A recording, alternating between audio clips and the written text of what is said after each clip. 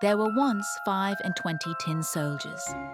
They were all brothers, born of the same old tin spoon. They shouldered their muskets and looked straight ahead of them, splendid in their uniforms, all red and blue. The very first thing in the world that they heard was, "Tin soldiers!" A small boy shouted it and clapped his hands as the lid was lifted off their box on his birthday. He immediately set them up on the table. All the soldiers looked exactly alike except one. He looked a little different, as he had been cast last of all. The tin was short, so he had only one leg. But there he stood, as steady on one leg as any of the other soldiers on there too. But just you see, he'll be the remarkable one.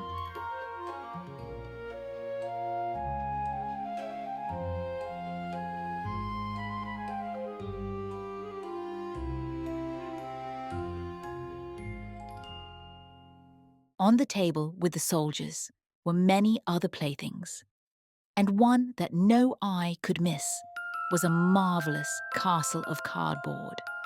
It had little windows through which you could look right inside it. And in front of the castle were miniature trees around a little mirror supposed to represent a lake. The wax swans that swam on its surface were reflected in the mirror. All this was very pretty, but prettiest of all was the little lady who stood in the open doorway of the castle. Though she was a paper doll, she wore a dress of the fluffiest gauze. A tiny blue ribbon went over her shoulder for a scarf, and in the middle of it shone a spangle that was as big as her face. The little lady held out both her arms, as a ballet dancer does, and one leg was lifted so high behind her that the tin soldier couldn't see it at all, and he supposed she must have only one leg, as he did.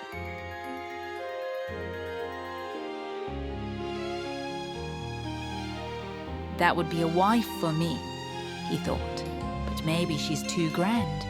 She lives in a castle.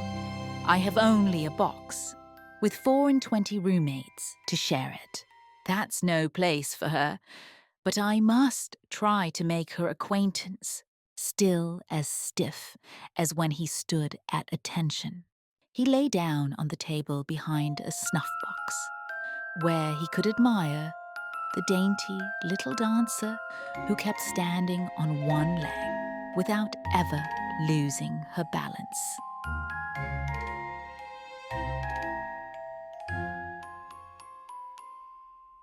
When the evening came, the other tin soldiers were put away in their box, and the people of the house went to bed.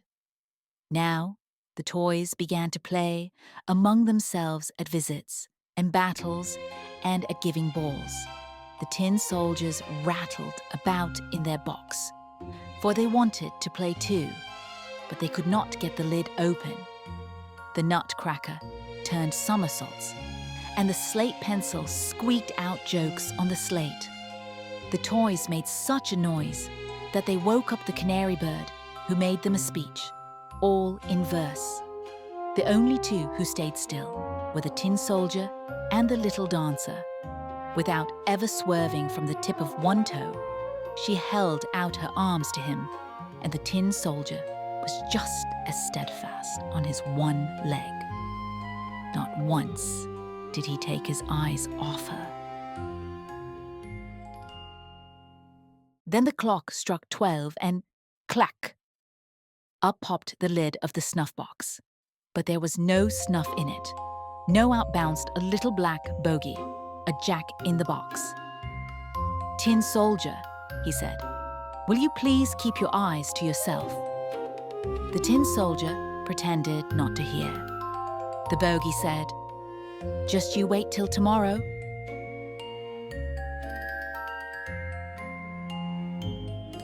But when morning came and the children got up, the soldier was set on the window ledge. And whether the bogey did it, or there was a gust of wind, all of a sudden the window flew open and the soldier pitched out headlong from the 3rd floor. He fell at breathtaking speed and landed cap first, with his bayonet buried between the paving stones and his one leg stuck straight in the air. The housemaid and the little boy ran down to look for him, and, though they nearly stepped on the tin soldier, they walked right past without seeing him. If the soldier had called, "Here I am," they would surely have found him. But he thought it contemptible to raise an uproar while he was wearing his uniform.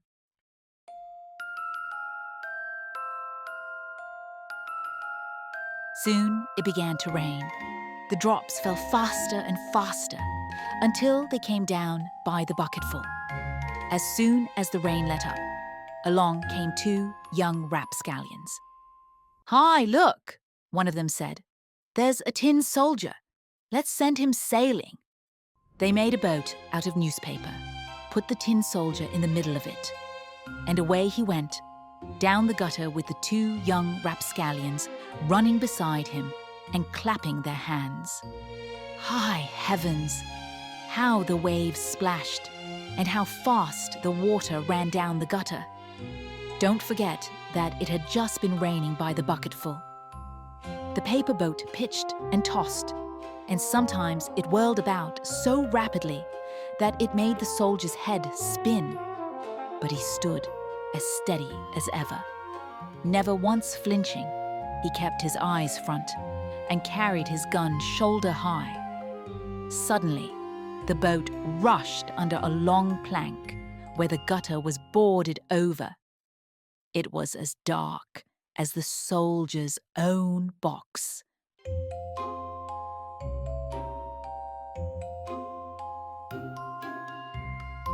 "Where can I be going?" the soldier wondered. "This must be that black bogey's revenge.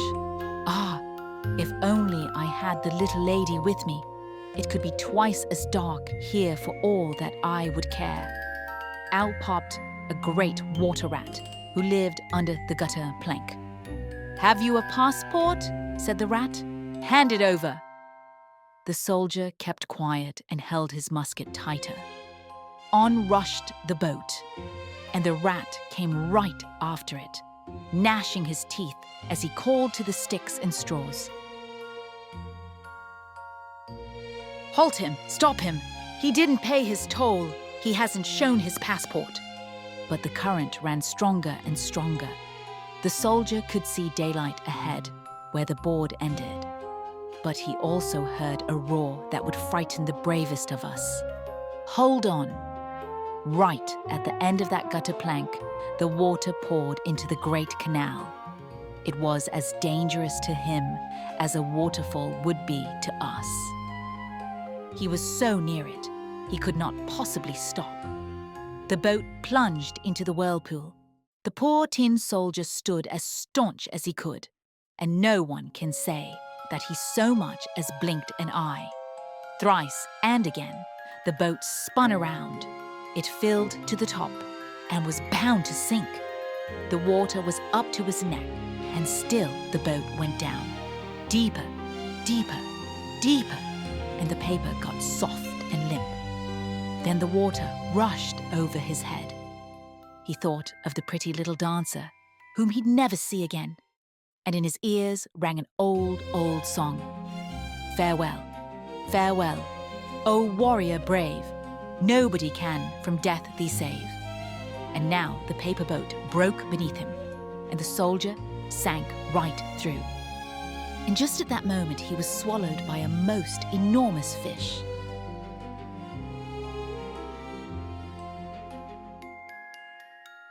My, how dark it was inside that fish. It was darker than under the gutter plank, and it was so cramped. But the tin soldier still was staunch. He lay there, full length, soldier fashion, with musket to shoulder.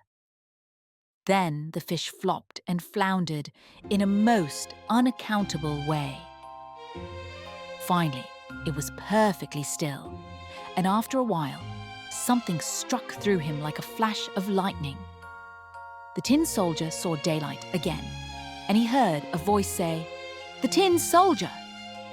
The fish had been caught, carried to market, bought, and brought to a kitchen where the cook cut him open with her big knife. She picked the soldier up bodily between her 2 fingers and carried him off upstairs. Everyone wanted to see this remarkable traveler who had traveled about in a fish's stomach, but the tin soldier took no pride in it. They put him on the table and, lo, and behold, what curious things can happen in this world. There he was, back in the same room as before. He saw the same children, the same toys were on the table, and there was the same fine castle with a pretty little dancer. She still balanced on one leg, with the other raised high. She too was steadfast. That touched the soldier so deeply that he would have cried tin tears. Only soldiers never cry. He looked at her, and she looked at him, and never a word was said. Just as things were going so nicely for them, one of the little boys snatched up the tin soldier and threw him into the stove. He did it for no reason at all. That black bogey in the snuff box must have put him up to it.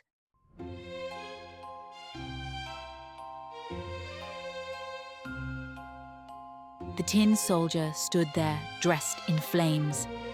He felt a terrible heat, but whether it came from the flames or from his love, he didn't know. He'd lost his splendid colors, maybe from his hard journey, maybe from grief. Nobody can say. He looked at the little lady, and she looked at him, and he felt himself melting. But still he stood, steadfast, with his musket held trim on his shoulder. Then the door blew open. A puff of wind struck the dancer. She flew like a sylph, straight into the fire with the soldier, blazed up in a flash, and was gone. The tin soldier melted, all in a lump.